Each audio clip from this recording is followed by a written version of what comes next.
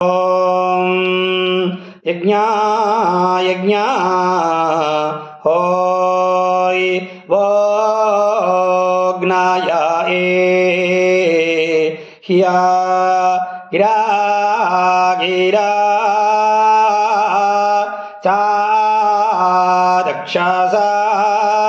चादक्षसाय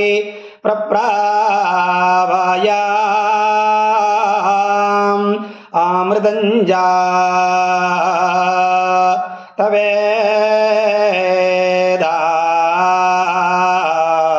तवेदासां प्रियं मित्रां नाशंसिषां एहिया ओ